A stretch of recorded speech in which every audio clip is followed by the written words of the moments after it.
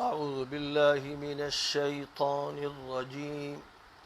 بسم الله الرحمن الرحيم وإذا رأيت الذين يخوضون في آياتنا فأعرض عنهم حتى يخوضوا في حديث غيره وإما ينسينك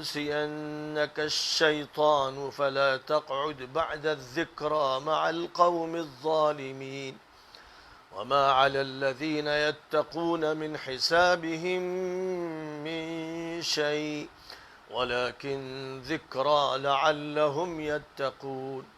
وذر الذين اتخذوا دينهم لعبا ولهوا وغرتهم الحياة الدنيا وذكر به أن تبسل نفس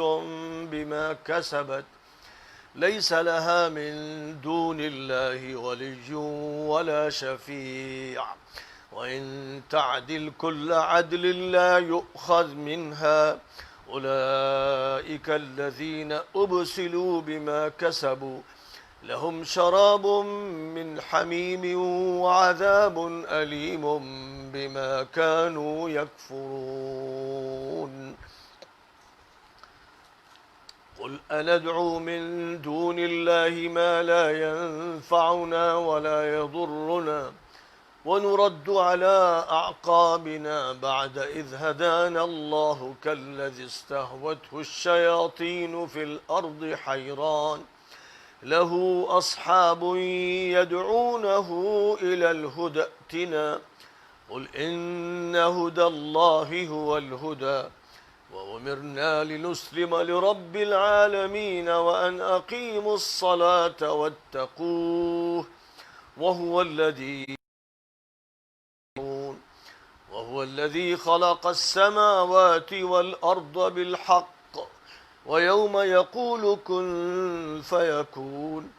قوله الحق وله الملك يوم ينفخ في الصور عالم الغيب والشهادة وهو الحكيم الخبير۔ غلط محفلوں سے گریز کا حکم، اور جب تم ان لوگوں کو دیکھو جو ہماری آیتوں پر تبصرے چھانٹ رہے ہیں تو ان سے گریز کرو اور دور رہو یہاں تک کہ وہ دوسرے موضوع پر بات کریں، اور اگر کبھی شیطان آپ کو بھول میں مبتلا کر دے تو یاد آ جانے کے بعد ایسے ظالم اور غلط باتیں کرنے والوں کے ساتھ نہ بیٹھیں۔ اہل تقوی پر ان کے محاسبے کی کوئی ذمہ داری نہیں، بس وہ تو یاد دہانی کرائیں تاکہ یہ ان بیہودہ باتوں سے بچیں، ان لوگوں سے الگ رہیں جنہوں نے اپنے دین کو ہنسی مذاق بنا رکھا ہے اور دنیا کی زندگی نے ان کو دھوکے میں ڈال رکھا ہے، اور اس کی یاد دہانی کرتے رہیں تاکہ ایسا نہ ہو کہ کسی شخص کو اپنے کرتوتوں کی وجہ سے مکمل مایوس ہونا پڑے کہ اسے پھر اللہ سے ہٹ کر نہ کوئی کارساز ملے نہ مددگار، اور جو بھی فدیہ دے ڈالے اسے قبول نہ کیا جائے۔ ایسے لوگ اپنے کیے کا نتیجہ شدید مایوسی اور محرومی کی شکل میں بھگتتے ہیں، ان کو ان کے کفر کی پاداش میں پینے کے لیے کھولتا پانی اور دردناک عذاب دیا جائے گا۔ توحید الہی پر استدلال کے مختلف طریقے، ان سے کہیے کہ کیا ہم اللہ کو چھوڑ کر ان کی دہائی دیں جو نہ ہمیں نفع پہنچا سکتے ہیں نہ نقصان، اور اللہ کی ہدایت کے بعد الٹے پاؤں پھر جائیں، اس شخص کی طرح جس کو زمین پر شیطانی خواہشات میں پھنساتے اور رجھاتے ہیں اور وہ سرگشتہ و پریشان ہو کر رہ جاتا ہے۔ اس کے ساتھی اس کو ہدایت کی دعوت دیتے ہیں کہ ہمارے ساتھ آ جاؤ، لیکن وہ ہدایت سے محروم ہو جاتا ہے۔ صاف کہہ دیجئے کہ اللہ کی ہدایت اور اللہ کا بتایا ہوا طریقہ ہی صرف صحیح طریقہ ہے، اور ہمیں حکم ہے کہ ہم رب العالمین کے سامنے جھک جائیں، اور حکم ہے کہ نماز صحیح طور پر ادا کریں اور احکام الہی کا لحاظ رکھیں۔ اے لوگو، اللہ ہی کی طرف تم سب کو جانا ہے، وہی ہے جس نے آسمانوں اور زمین کو برحق پیدا کیا، اور جس نے اس کا فرمان کسی چیز کے بارے میں ہوتا ہے کہ ہو جا، اور جس دن اس کا فرمان کسی چیز کے بارے میں ہوتا ہے کہ ہو جا تو وہ چیز وجود میں آ جاتی ہے. بس اس کا فرمان ہی تخلیق کے لیے کافی ہوتا ہے. اس کی باتیں برحق ہوتی ہیں. اسی کی بادشاہت ہوگی. اس دن جب سور پھونکا جائے گا وہ کھلی ہوئی اور چھپی ہوئی تمام چیزوں کو جانتا ہے اور وہ حکمت والا اور باخبر ہے. سورۃ الانعام کی آیات کریمہ آیت نمبر 68 سے آیت نمبر 73 تک پڑھی گئی اور آیات کا ترجمہ پیش کیا گیا. ان آیات میں اللہ تعالیٰ نے اہل ایمان کو چند ہدایات دی ہیں اور ساتھ ہی ساتھ توحید کی حقیقت کو بیان کیا ہے. پوری دنیا انسانیت کے سامنے اللہ کی وحدانیت اور اللہ کی صفات اور اللہ کی کبریائی اور قدرت کے تذکرے کیے گئے ہیں، جیسے کہ سورۃ الانعام کے شروع سے ہو رہے ہیں، اور قرآن پاک کی تمام سورتوں کا مرکزی مضمون یہی ہے. یہاں یہ بات فرمائی جا رہی ہے کہ اگر یہ دیکھو کہ کہیں کسی مجلس میں ایسی باتیں ہو رہی ہیں جو ہماری آیتوں کے خلاف ہیں، جو قرآن پاک کی قطعیات سے ہٹ کر کی جا رہی ہیں، جو اللہ کے بیانات کو جھگڑے کا موضوع بنانے کے لیے کی جا رہی ہیں، جو ہنسی و تمسخر کے ساتھ ہو رہی ہیں، تو ایسے لوگوں کے ساتھ مت بیٹھنا. قرآن پاک اللہ کی طرف سے واضح ہدایت نامہ ہے اور قرآن پاک میں قطعی احکام دیے گئے اور قرآنی فیصلہ کن ہے. اور پوری امت جب جڑے گی قرآن پر جڑے گی، کیونکہ قرآن پاک قطعی ثبوت ہے، یعنی ہر آیت اس کی، ہر لفظ اس کا، ہر حرف اس کا قطعی ہے، یقینی ہے. پوری دنیا میں قرآن پاک کے جہاں بھی جتنے بھی نسخے ہیں ان میں اختلاف نہیں ہے. اس امت نے قرآن کی حفاظت کی اور یہ اللہ کی بڑی نعمت ہے، اور اللہ کا وعدہ تھا کہ اِنَّا نَحْنُ نَزَّلْنَا الذِّكْرَ وَإِنَّا لَهُ لَحَافِظُونَ. یہ نصیحت نامہ ہم نے اتارا ہے اور ہم اس کی حفاظت کریں گے. تو اللہ نے اس کی حفاظت کے اتنے زبردست انتظامات فرمائے کہ بے شمار حفاظ اس امت میں تیار ہو گئے اور قرآن پاک کے نسخے تیار ہو گئے اور دنیا کے کونے کونے میں پہنچ گئے. اس طرح قرآن پاک محفوظ ہے. قرآن پاک کی جس طرح حفاظت ہوئی ہے، حدیث کی اس طرح حفاظت نہیں ہو سکی. حدیثیں صحیح بھی ہیں، ضعیف بھی ہیں، حسن بھی کہلاتی ہیں، موضوع بھی ہیں، منکر بھی ہیں. صحیح حدیثوں پر الگ کتابیں لکھی گئی ہیں، ضعیف حدیثوں پر بھی لکھی گئی ہیں، موضوع حدیثوں پر بھی لکھی گئی ہیں. لیکن موضوع حدیثیں بہت سی ایسی ہیں جو عوام میں مشہور ہیں اور بڑے بڑے واعظ انہی حدیثوں کو سامنے رکھتے ہوئے اپنی تقریروں میں رنگ پیدا کرتے ہیں اور عوام کی دلچسپی کا سامان فراہم کرتے ہیں. بے شمار حدیثیں ہیں جو غیر معتبر ہیں اور بازاروں میں انہی کے چرچے ہیں اور مجلسوں اور محفلوں میں انہی کے تذکرے ہیں. یہ کوئی ڈھکی چھپی بات نہیں ہے. یہاں تک کہ ہمارے درمیان جو کتابیں بہت پڑھی جاتی ہیں ان میں بھی بڑی ضعیف اور موضوع حدیثیں آ گئی ہیں. یہ واقعہ ہے کہ فضائل اعمال میں بھی بہت سی حدیثیں ایسی ہیں جو ضعیف ہیں، یہاں تک کہ بعض موضوع حدیثیں بھی ہیں. تو ترغیب و ترہیب اٹھا لیجئے اور فضائل کی جتنی کتابیں ہمارے درمیان رائج ہیں، یہاں تک کہ قرآن پاک کی بہت سی تفسیروں میں موضوع روایتیں ہیں، اسرائیلی روایتیں ہیں، ضعیف روایتیں ہیں جو ایسے بڑے بڑے علماء کی لکھی ہوئی ہیں جن پر امت نے اعتماد کیا. لیکن سب جانتے ہیں، علمی مجلسوں میں سب جانتے ہیں، مدرسوں میں سب جانتے ہیں کہ ہمارے جو مراجع ہیں تفسیر کے اور حدیث کے، ان میں ضعیف حدیثیں بھی ہیں، موضوع حدیثیں بھی ہیں، منکر حدیثیں بھی ہیں. یہاں تک کہ امام بخاری اور امام مسلم کی کتابوں پر بھی امام دارقطنی نے بہت سے مقامات پر اعتراض کیا ہے، اور ابو علی غسانی نے اوہام الصحیحین لکھ کر بخاری اور مسلم کو جہاں جہاں وہم ہوا ہے اس کو بتایا ہے. اور علامہ ابن ابی حاتم نے خطأ البخاری فی تاریخی لکھ کر کے بخاری سے جو تاریخ میں غلطیاں ہوئی ہیں، ان کی تاریخ کی کتابوں میں جو غلطیاں ہوئی ہیں، اس پر ایک ضخیم جلد، اتنی ضخیم جتنی ضخیم یہ میرے ہاتھ میں انتخاب تفاسیر ہے، وہ لکھی ہے. یعنی بہت کچھ ہے. تو معلوم یہ ہوا کہ کیونکہ فرقوں میں حدیثیں بڑھ گئیں اور علماء کے درمیان اس میں بہت سے مقامات پر اختلافات ہیں کہ حدیث صحیح ہے یا ضعیف ہے. احناف کے نزدیک ایک حدیث صحیح ہے تو شوافے کے نزدیک صحیح نہیں، ایک حدیث شوافے کے نزدیک صحیح ہے تو احناف کے نزدیک وہ صحیح نہیں ہے، یا معلول ہے، یا منسوخ ہے، یا مؤول ہے. یہ ساری باتیں ہیں جو ہر صاحب علم کو معلوم ہے. اب صاحب علم ظاہر ہے کہ جنہوں نے صحیح معنی میں عالمیت کا کورس کیا ہے وہ اس بات کو جانتے ہیں. تو یہ جو حقیقت ہے، اس حقیقت کو سمجھنا چاہیے. اور فرقوں کے درمیان کیونکہ اختلافات حدیثوں کی وجہ سے ہوئے ہیں، روایتوں کی وجہ سے ہوئے ہیں، تاریخ کی وجہ سے ہوئے ہیں، سیاست کی وجہ سے ہوئے ہیں، اس لیے ان کے درمیان اتفاق پیدا کرنے کا طریقہ جو ہے وہ یہ ہے کہ قرآن کو بنیاد بنایا جائے.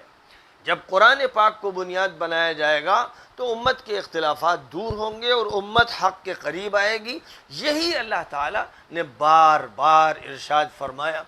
ان هذا القرآن يهدي للتي هي اقوم. یہ قرآن ہے جو سب سے صحیح اور محکم راستے کی رہنمائی کرتا ہے. الف لام میم ذالک الکتاب لا ریب فیہ ھدی للمتقین. الف لام میم یہ ہے وہ کتاب جس میں کوئی شک و شبہ نہیں، اور یہ ہے جو ہدایت دینے والی ہے، رہنمائی کرنے والی ہے ان سب کی جو اپنا بچاؤ چاہتے ہیں، عذاب سے بچنا چاہتے ہیں. شہر رمضان الذی انزل فیہ القرآن ھدی للناس. رمضان کا مہینہ تھا جس میں قرآن اتارا گیا، پوری انسانیت کے لیے ہدایت کا انتظام قرآن پاک میں کیا گیا، پوری انسانیت کے لیے. ہندو بھائیوں کو بھی قرآن دینا ہے، اور جینیوں کو بھی، اور سکھوں کو بھی، اور عیسائیوں کو بھی، اور یہودیوں کو بھی قرآن ان کے سامنے رکھنا ہے، اور قرآن کے بنیادی نکات کی دعوت دینا ہے. نبی صلی اللہ علیہ وسلم سے یہ کہا گیا، قل یا اہل الکتاب تعالوا الى کلمة سواء بیننا وبینکم الا نعبد الا اللہ ولا نشرک به شیئا ولا يتخذ بعضنا بعضا اربابا من دون اللہ. کتنی واضح بات ہے. اے یہودیوں، اے عیسائیوں، آؤ کم از کم اس پوائنٹ پر ہمارا تمہارا اتفاق ہو جائے کہ اللہ وحدہ لا شریک لہ کو ہم معبود مانے، اس کے ساتھ کسی کو شریک نہ کریں. ایک پوائنٹ پر اتفاق مانگا جا رہا ہے اور قرآن کہہ رہا ہے. ظاہر ہے کہ ہم کو بھی یہ چاہیے تھا کہ ہم اسی پوائنٹ پہ پہلے ہم دعوت دیتے امریکہ کو، دعوت دیتے یورپ کو، اور دعوت دیتے جاپان کو، اور دعوت دیتے ہندوستان کے تمام ہندوؤں کو کہ آئیے اس پوائنٹ پر ہمارا آپ کا پہلے اتفاق تو ہو جائے کہ ایشور ایک ہے، اللہ ایک ہے، لارڈ ایک ہے، گاڈ ایک ہے، رب ایک ہے، مالک ایک ہے، اور ہم اس کے ساتھ شرک نہیں کریں گے، اور ہم اپنے میں سے کسی کو رب کا درجہ نہیں دیں گے، ہم اپنے میں سے کسی کو آخری اتھارٹی نہیں مانیں گے. یہ نہیں مانیں گے ہمارا کوئی عالم ہو، کوئی پیر ہو، کوئی مفتی ہو، کوئی بڑا ہو، کوئی فادر ہو، کوئی پیٹریارک ہو، کوئی پنڈت ہو، کوئی بڑا سنت ہو، کوئی مہنت ہو، یہ فیصلہ نہیں کریں گے. فیصلہ جو ہوگا وہ ایشور کا ہوگا، اللہ کا ہوگا. یہ تھا وہ پوائنٹ. قرآن کہتا ہے کہ اس پر اتفاق پیدا کریں اور قرآن کے مضامین سے ہٹ کر ادھر ادھر کی جو باتیں کریں بس ان سے دور رہیں. یہاں یہ فرمایا گیا فَأَعْرِضْ عَنْهُمْ، ان سے الگ ہو جائیں، حَتَّى يَخُوضُوا فِي حَدِيثٍ غَيْرِ، یہاں تک کہ وہ کسی اور دوسرے موضوع پر بات کرے تو ٹھیک ہے، پھر ان سے مل سکتے ہیں. یعنی یہاں یہ بھی نہیں کہا جا رہا ہے کہ جنہوں نے ایسا کیا ان سے مقاطعہ کریں، مرتے دم تک لڑتے رہیں، یہ نہیں کہا جا رہا ہے. یہ کہا جا رہا ہے کہ اگر ایسی کوئی بات چھیڑ دیں تو آپ الگ ہو جائیں، لیکن ایسی بات نہ ہو تو بیٹھیں، پھر آپ بیٹھیں. کیونکہ انسان کو انسانیت کے ساتھ رہنا چاہیے، انس کے ساتھ رہنا چاہیے، دعوت پیش کرنا چاہیے، حق واضح کرنا چاہیے، محبت کے ساتھ کرنا چاہیے، دردمندی کے ساتھ کرنا چاہیے. اور بھی فرمایا کہ اگر شیطان بھلا دے پھر کہیں ایسی مجلس میں بیٹھ جائیں تو پھر اس کے بعد یاد کر لیں اور وہاں سے اٹھ جائیں۔ پھر اس کے بعد ایک بڑی اہم جو بات فرمائی جا رہی ہے کہ آپ کا کام محاسبہ کرنا نہیں ہے، آپ کا کام پکڑنا دھکڑنا نہیں، آپ کا کام لڑنا جھگڑنا نہیں۔ اللہ اپنے نبی سے کہہ رہا ہے اور یہ کہہ رہا ہے حساب اللہ کے حوالے، اس دنیا میں حق کا فیصلہ ہوگا، لیکن جیسے نبی پاک علیہ الصلاۃ والسلام نے مکہ مکرمہ میں حق سنایا اور کسی سے جھگڑے نہیں، لڑے نہیں، دعوت دیتے رہے، بات کرتے رہے، محبت کے ساتھ، شفقت کے ساتھ، دعاؤں کے ساتھ، ان پر ترس کھاتے ہوئے۔ یہ فرمایا وَمَا عَلَى الَّذِينَ يَتَّقُونَ مِنْ حِسَابِهِمْ مِنْ شَيْءٍ وَلَكِنْ ذِكْرَى لَعَلَّهُمْ يَتَّقُونَ۔ محاسبہ مواخذہ یہ موضوع آپ کا نہیں۔ کوئی حکومت ہو اسلامی، وہ دیکھے کہ کون سا جرم ہے قابل گرفت ہو، کس پر حد نافذ ہوگی، کس پر تعزیر نافذ ہوگی، یہ اس کا کام ہے، وہ سمجھے نہ سمجھے، اور کہاں پر وہ حق کے ساتھ ہو کہاں نہیں ہے، اس کو بہرحال شورا کو سمجھنا چاہیے اور عوام الناس کو سمجھنا چاہیے۔ تو فرمایا گیا کہ ذکر آپ یاد دہانی کر دیجئے۔ اور یاد دہانی کا جو طریقہ قرآن پاک میں بیان کیا گیا، دعوت کا جو طریقہ بیان کیا گیا، ادع الی سبیل ربک بالحکمۃ والموعظۃ الحسنۃ وجادلہم باللتی ہی احسن۔ اپنے رب کے راستے کی طرف بلائیے، حکمت کے ساتھ، دانشمندی کے ساتھ، اچھی نصیحت کے ساتھ، اور بحث بھی کیجئے سلیقے کے ساتھ، خوشگواری کے ساتھ اور اچھے انداز سے۔ یہ قرآن کا کہنا ہے۔ کیا ہو گیا ہے کہ آج بہت سے لوگ جو اپنے کو علماء کہتے ہیں یا لوگ ان کو علماء سمجھتے ہیں، وہ لاف و گزاف بکتے ہیں، وہ گالیاں بکنے لگتے ہیں، اور وہ اللہ کی آیتوں کے خلاف اور نبی پاک علیہ الصلاۃ والسلام کی حدیثوں کے خلاف اپنی رائے تھوپتے ہیں، اور اپنے اپنے حلقوں اور فرقوں میں تقسیم ہو کر ایک دوسرے کو کافر کہنا شروع کر دیتے ہیں۔ یہ وہ خطرناک راستہ ہے کہ جس کے بعد گمراہیوں کے دروازے کھل جاتے ہیں اور امت اپنے جھگڑوں سے جنگوں کی طرف بڑھتی چلی جاتی ہے، اور اس کے بعد پھر امت ہی کا خون آپس میں بہتا چلا جاتا ہے۔ اس سے بچنے کی ضرورت ہے۔ کتنا ہی بڑا اختلاف کیوں نہ ہو، اختلاف علم کے دائرے میں ہو، اختلاف قرآن کی روشنی میں طے ہو، اور جو حدیثیں بالکل صحیح مان لی گئی ہیں، تمام لوگوں کے نزدیک جو حدیثیں تسلیم شدہ ہیں، ان کی بنیاد پر بات ہے۔ جو حدیثیں مختلف فی ہیں ان کو کنارے رکھ دیجئے۔ جن حدیثوں کو ایک حلقہ خود ہی نہیں مانتا ہے، ان کو تو زیر بحث لانا ہی نہیں چاہیے۔ صرف وہ حدیثیں بھی زیر بحث آ سکیں گی جو مختلف حلقوں کے درمیان تسلیم شدہ ہیں۔ اب گفتگو جو ہوگی وہ ان کے موضوع پر ہوگی، معنی پر ہوگی، اور وہ سنجیدہ ہوگی اور اچھی گفتگو ہوگی۔ اور اللہ نے جن پر لعنت برسائی ان پر لعنت ہوگی، نبی نے جن کے بارے میں کوئی سخت بات ارشاد فرمائی اور وہ بات ثابت ہوگی، یعنی جس طرح حدیث کا ثبوت ہوتا ہے بس اس حد تک تذکرہ رکھا جائے گا، اس سے آگے زبان کو بھی خاموش رکھا جائے گا، قلم کو بھی روک کر رکھا جائے گا، اور کوئی تحریک جھگڑے کی نہیں چلائی جائے گی۔ یہ دعوت دی جا رہی ہے۔ یہاں پر یہ بات بھی میں واضح کر دوں کہ ابھی ادھر سال ڈیڑھ سال سے جو فتنے چل رہے ہیں، میں نے اعلان کر دیا کہ بھائی ان فتنوں کا دروازہ بند کر دیجئے، تمام باتوں کو دفن کر دیجئے، اور آپس میں اجتماعیت کی کوشش کیجئے، اور جو نزاعی مسئلے ہیں ان کو مت چھیڑیے۔ یوں سوچ لیجئے کہ اللہ فیصلہ کرے گا اور اس دنیا میں حضرت مہدی انشاءاللہ فیصلہ کر دیں گے۔ اس کا میں نے تحریری اعلان کیا، لیکن ایک بیان ہمارے مولانا سجاد صاحب کا آیا جس میں انہوں نے اس کتاب کا ذکر کیا اور ان فتاویٰ کا ذکر کیا کہ جن میں تکفیر کی گئی تھی شیعوں کی۔ تو میں نے پھر الزامی طور پر ان سے یہ کہا کہ اگر آپ کے نزدیک یہ بات ثابت ہے اور بر صغیر کے علماء کے نزدیک یہ بات ثابت ہے کہ وہ کافر ہے، تو پھر لازم ہے، شرعاً لازم ہے، دین کے لیے لازم ہے کہ مطالبہ کیا جائے آل سعود سے جو اس وقت متولی بنے ہوئے ہیں حرمین کے، کہ وہ کافروں کے داخلے پر پابندی حرم میں لگائیں، کیونکہ حرمین میں کافر کے داخلے کی اجازت نہیں۔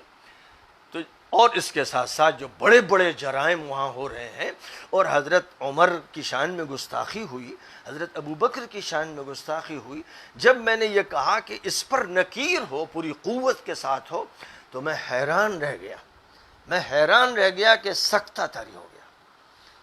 اب کوئی عالم حق پرست باقی نہیں رہ گیا، اب کوئی منکر پر نکیر کرنے والا نہیں رہ گیا، اب کسی کے اندر حضرت عمر کی حمیت باقی نہیں رہ گئی، کسی کے دل میں ابوبکر صدیق کی محبت باقی نہیں رہ گئی۔ وہی علماء جو چیخ رہے تھے، چلا رہے تھے، وہ خاموش ہو گئے۔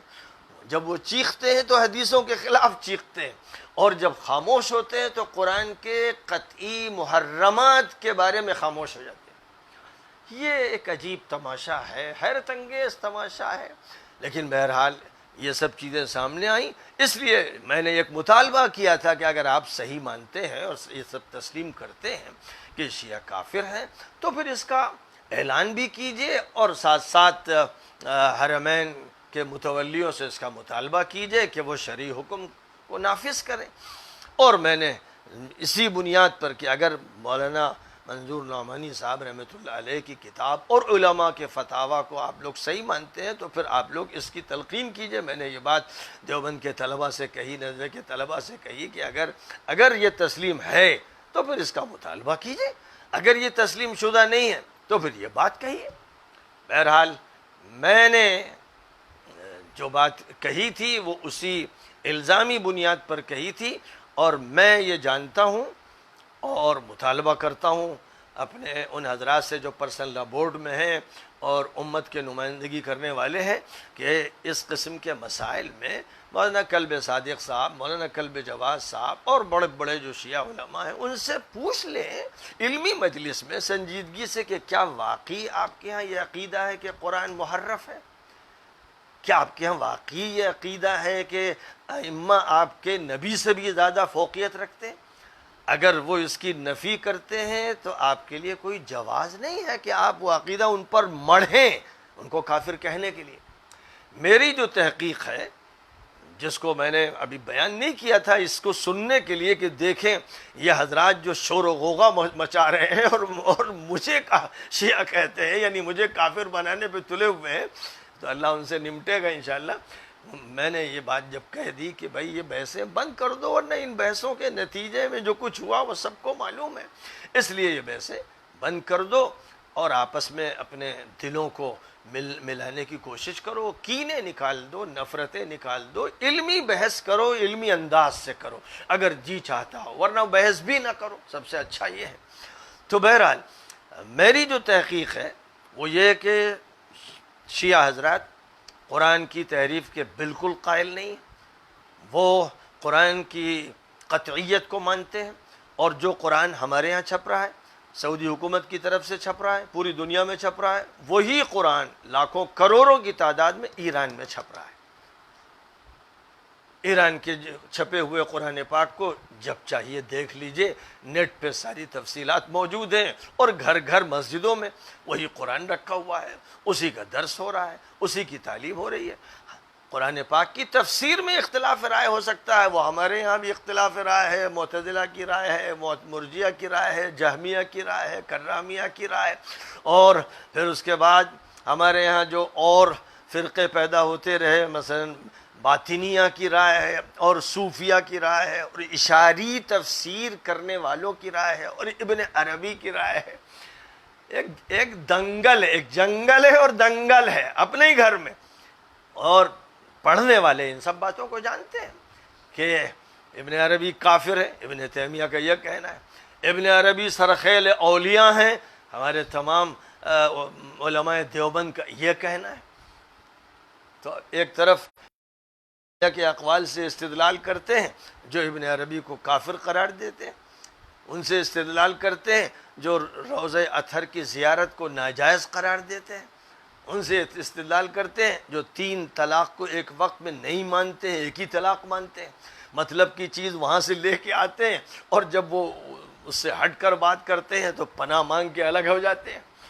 تو یہ سب تماشا بند کر دینا چاہیے۔ تو میرا یہ کہنا ہے کہ شیعہ حضرات ایران کے ہوں یا لکھنؤ کے ہوں، یہ قرآن کی تحریف نہیں مانتے ہیں، اور نہ یہ مانتے ہیں کہ ائمہ کا مقام نبی سے بلند ہے، اور جب چاہیں اس پر مذاکرہ ہو جائے، جب چاہیں اس پر بات ہو جائے، اور پرسنل لا بورڈ میں چونکہ وہ حضرات موجود ہیں، اس لیے کسی وقت بھی چھوٹی سی علمی محفل میں، خالص ٹھنڈی علمی محفل میں جس میں نہ لاف و گزاف ہو، نہ شور و غوغا ہو، یہ بات مزید معلوم کر لیں وہ لوگ جن کو تسلی نہیں۔ اور چونکہ اسی بنیاد پر مولانا نے تکفیر کا فتویٰ دیا تھا، اور 250 علماء کے فتاویٰ تکفیر کے جمع کیے تھے، اور وہ بنیاد غلط ہے، اس لیے ہمیں چاہیے کہ ہم امت کو جوڑنے کا کام کریں۔ نبی پاک علیہ السلام امت بنا کر گئے تھے، بعد میں اس امت کو توڑا، اور جنہوں نے بھی توڑا وہ مجرم تھے، اس لیے ہم امت کے توڑ سے ہٹ کر پھر امت کے جوڑ کی کوشش کریں۔ اور امت میں شیعہ سنی بھی ہیں، امت میں بریلوی اور دیوبندی بھی ہیں، امت میں مقلد اور غیر مقلد بھی ہیں، یہ سب مسلمان ہیں، یہ سب ہمارے بھائی ہیں، بلکہ انسانی بنیادوں پر سارے ہندو ہمارے بھائی ہیں، جینی بھائی ہیں، بدھسٹ بھائی ہیں، سکھ ہمارے بھائی ہیں،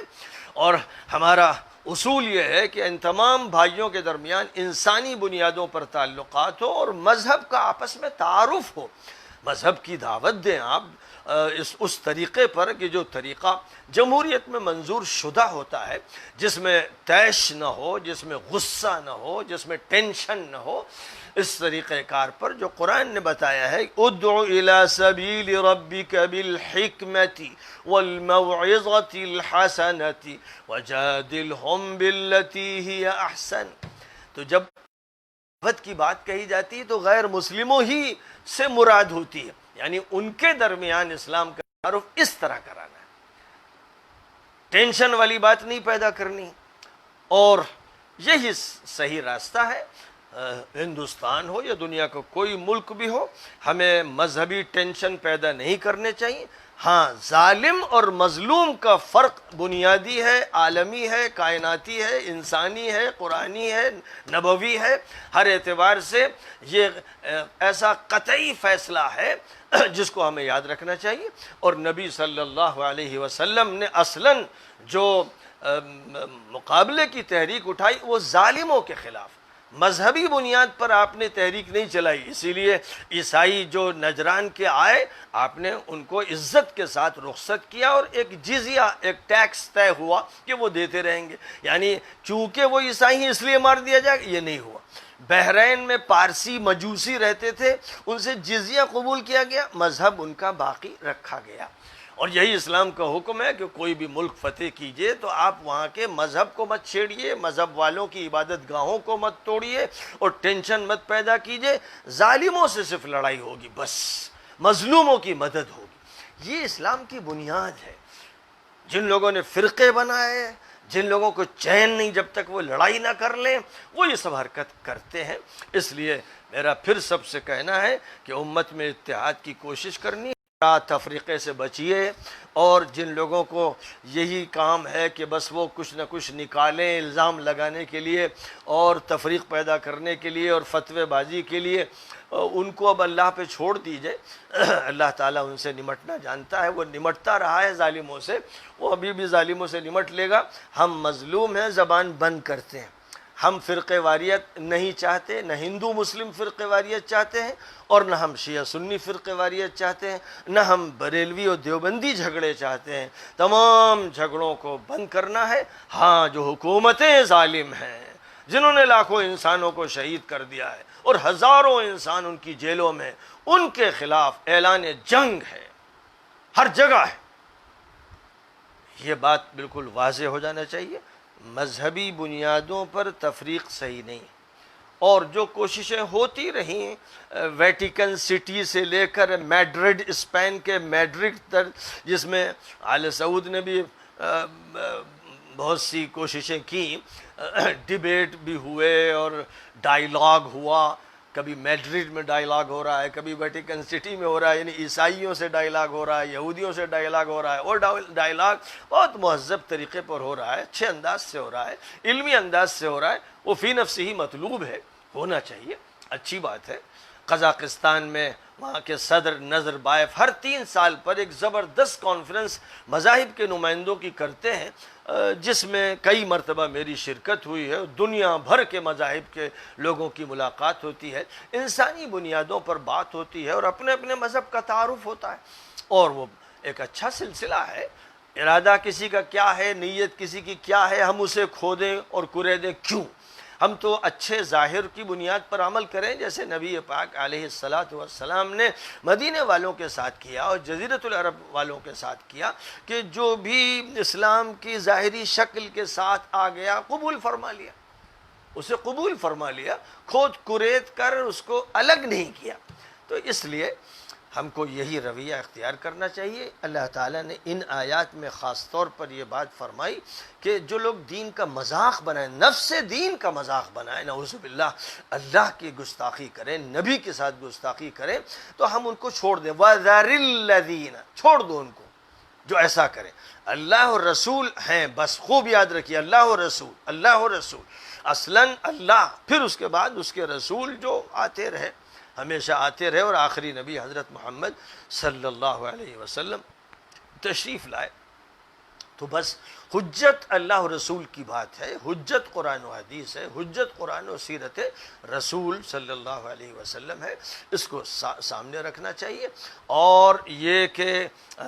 جہاں بھی کوئی فتنے کی بات کرے اس سے پھر ہم اپنے کو دور کر لیں، اس کو چھوڑ دیں، اللہ کے حوالے کر دیں، یہ زیادہ بہتر شکل ہے۔ اسی کا نظام اللہ نے بتایا ہے کہ اس پر عمل کرے، اور باقی جو غلط راستہ اختیار کرے گا اس کے لیے نہ کوئی فدیہ کام آئے گا آخرت میں، نہ کوئی سفارش کام آئے گی، وہ ناکام ہو جائیں گے، نامراد ہو جائیں گے، مایوس کر دیے جائیں گے، اور عذاب الہی کو دعوت دیں گے۔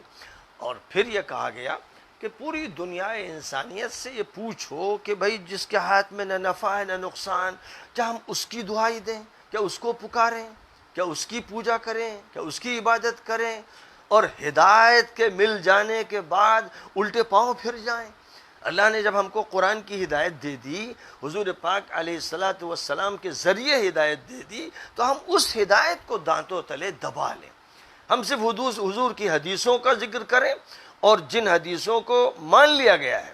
اگر ایسی حدیثیں ہیں جن کو نہیں مانا گیا تو ان کو ہم پھر کنارے کر دیں، لیکن جن حدیثوں کو مان لیا گیا، حضور کی سیرت میں جو کردار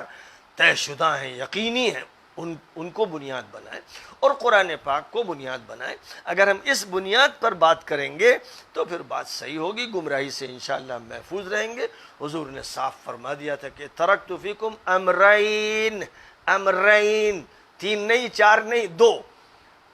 وہ کیا ہے امرین؟ ان تمسکتم بہما لن تضلوا، یہ 2 چیزیں ہیں جن کو اختیار کرو گے گمراہ نہیں ہوگے۔ کتاب اللہ و سنتی،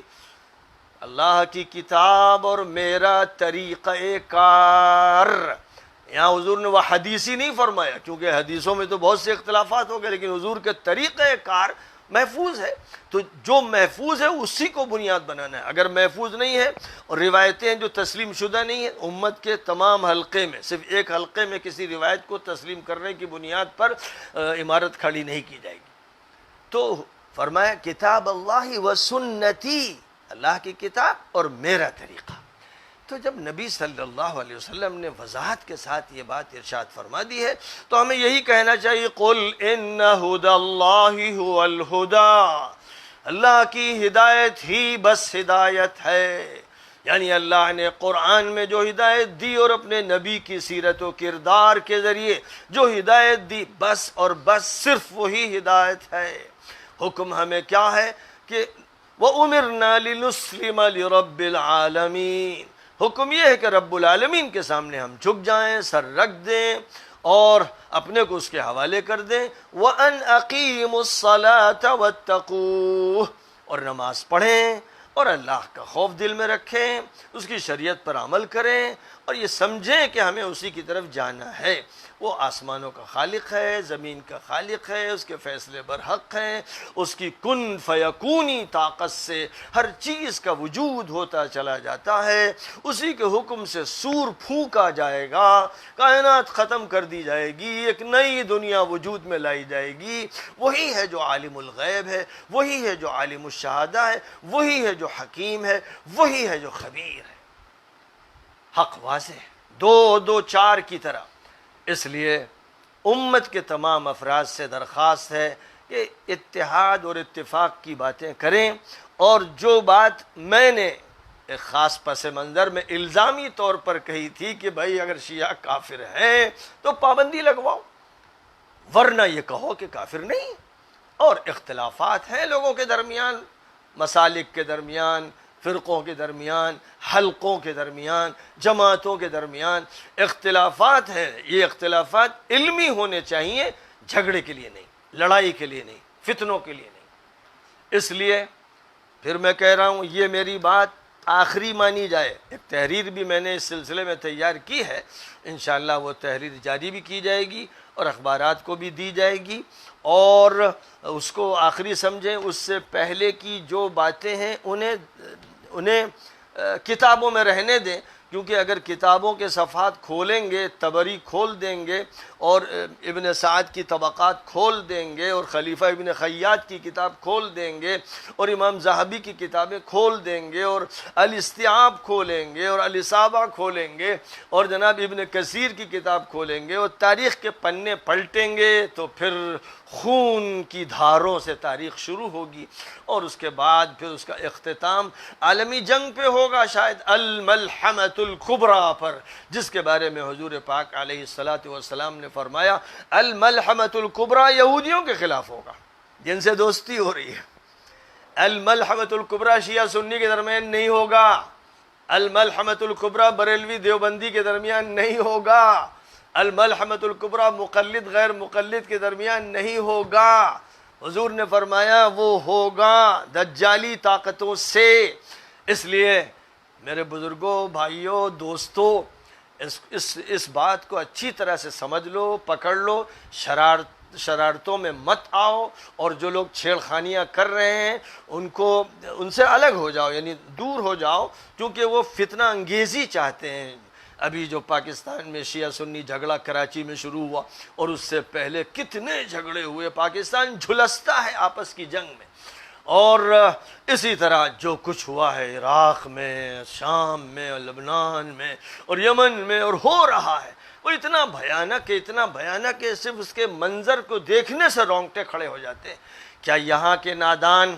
چند مولوی جو کبھی اپنے کو قاسمی کہتے ہیں، کبھی کچھ کہتے ہیں، حالانکہ مولانا قاسم نانوتوی سے بری ہیں، مولانا حضرت محمد قاری طیب صاحب رحمۃ اللہ علیہ سے بری ہیں، یہ وہی لوگ ہیں، یہ وہی قاسمی ہیں جنہوں نے مولانا قاری طیب صاحب کے خلاف ہنگامے کیے، ان کو ذلیل کیا، ان کو دیوبند سے نکالا، ان سے چھینا، یہ وہ لوگ ہیں۔ تو ان کی پہچان متعین ہے، یہی وہ لوگ ہیں جنہوں نے تبلیغ کے خلاف ایک ایسا گندا پروپیگنڈا کیا اور ایسی فتوی بازی کی کہ بوڑھے بوڑھے بڑی بڑی داڑھیوں والے آپس میں لڑنے لگے، ڈنڈے مارنے لگے، اور کتنے نیک اور صالح لوگوں کو شہید کر دیا اور سینکڑوں زخمی ہوئے۔